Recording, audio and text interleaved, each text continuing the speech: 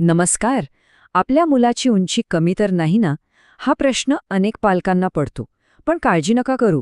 मुलांची उंची नैसर्गिकरित्या वाढावी यासाठी आपण नक्कीच काही गोष्टी करू शकतो.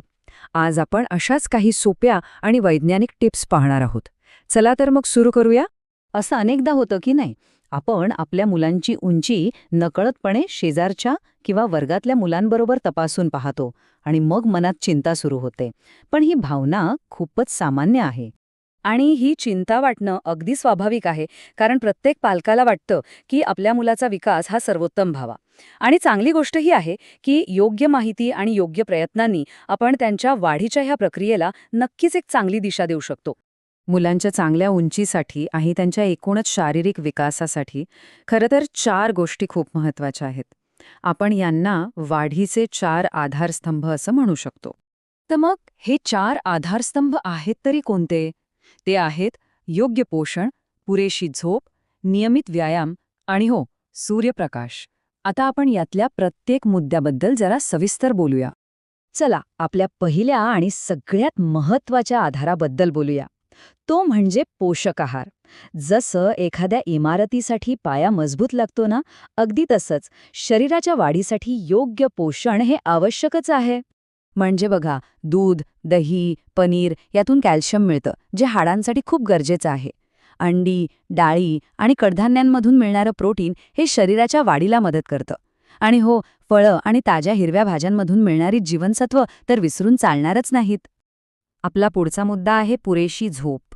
आपल्याला वाटतं की झोप म्हणजे फक्त आराम.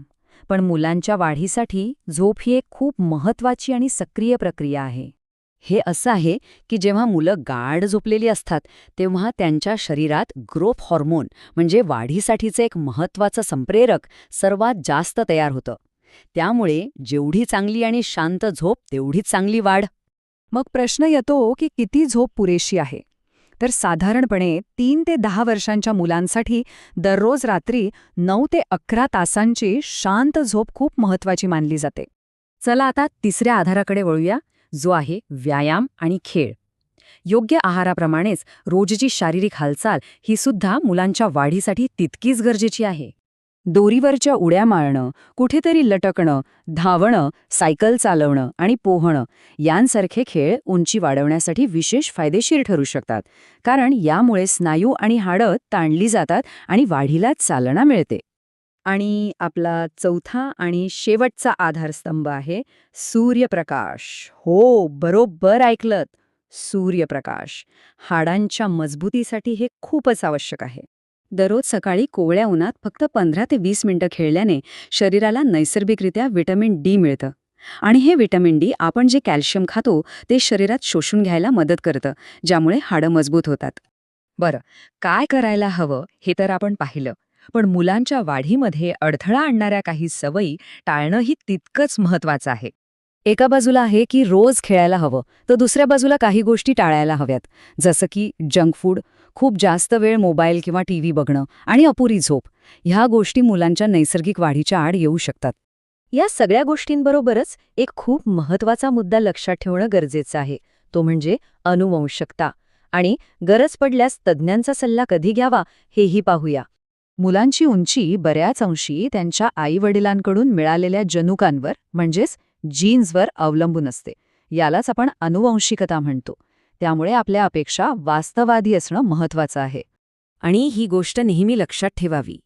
प्रत्येक मुलाची वाढण्याची गती आणि पद्धत ही वेगळी असते. त्यामुळे दुसऱ्या मुलांशी तुलना करणं टाळलेलंच बरं. जर तुम्हाला असं वाटत असेल की मुलाची उंची वयाच्या मानाने खूपच कमी आहे किंवा त्यांची वाढ कुठेतरी थांबल्यासारखी वाटतेय, तर अशा वेळी मात्र डॉक्टरांचा सल्ला घेणं हेच सर्वात योग्य ठरतं. तेच आपल्याला योग्य मार्गदर्शन करू शकतात. चला, तर आपण आत्तापर्यंत पाहिलेल्या सगळ्या माहितीचा थोडक्यात आढावा घेऊया. हे 4 सोपे नियम लक्षात ठेवले तर मुलांच्या नैसर्गिक वाढीला नक्कीच चांगली मदत होईल. थोडक्यात सांगायचं तर चांगला आणि संतुलित आहार, रात्रीची भरपूर आणि शांत झोप, रोज मैदानी खेळ आणि सकाळचा कोवळा सूर्यप्रकाश ह्या 4 गोष्टी मुलांच्या निरोगी वाढीचा एक भक्कम पाया आहेत.